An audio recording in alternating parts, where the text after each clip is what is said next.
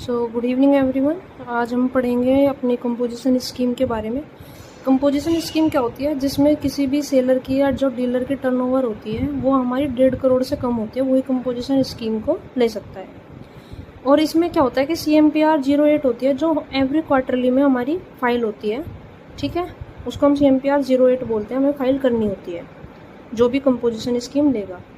और उससे अलग चीज़ ये होती है कि एट लास्ट में हमें एक अपनी 30 जून को GSTR 04 फाइल करनी होती है। जैसे हम सिंपल GSTR 1 फाइल करते हैं, 3 भी फाइल करते हैं, कंपोजिशन स्कीम के लिए हमें GSTR 04 फाइल करनी होती है।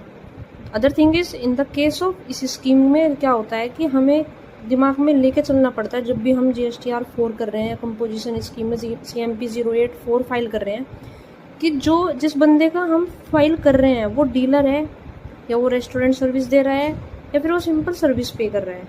मतलब क्या है, अगर वो डीलर है तो वो 1% पे करेगा, जिसमें 0.5 CGST में जाएगा, 0.5 SGST में जाएगा। ऑन द अदर हैंड, अगर वो रेस्टोरेंट में है तो 5% पे करेगा, 2.5% CGST में जाएगा, 2.5% SGST में जाएगा। अगर वो सर्विस में है तो 6% पे करेगा, जिसमें कि 3% हमारा CGST में और 3 हमारा SGST में जाएगा। ये हमें खुद से ध्यान में रखना पड़ता है, सॉफ्टवेयर इसमें कोई वो नहीं करता है, तो वो खुद से एक्सेप्ट करेगा चीज़ें। अगर आप इसमें गलत डाल देते हैं तो बाद में आपके पास नोटिस आता है अधिकारी की तरफ से। दूसरी बात क्या होती है कि कंपोजिशन स्कीम में हम कभी भी IGST नहीं ले सकते हैं, क्योंकि due to policy and procedure composition scheme को सिर्फ आप CGST SGST के थ्रू ही कर सकते हैं, मीन्स जहाँ पे हो वहाँ का ही। Good evening everyone. आज हम पढ़ेंगे अपनी कंपोजिशन स्कीम के बारे में। कंपोजिशन स्कीम क्या होती है, जिसमें किसी भी सेलर की या जो डीलर की टर्नओवर होती है वो हमारी 1.5 करोड़ से कम होती है, वही कंपोजिशन स्कीम को ले सकता है। और इसमें क्या होता है कि CMPR 08 होती है, जो एवरी क्वार्टरली में हमारी फाइल होती है।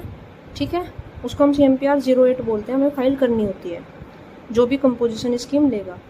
और उससे अलग चीज़ ये होती है कि एट लास्ट में हमें एक अपनी 30 जून को GSTR 04 फाइल करनी होती है। जैसे हम सिंपल GSTR 1 फाइल करते हैं, 3 भी फाइल करते हैं, कंपोजिशन स्कीम के लिए हमें GSTR 04 फाइल करनी होती है।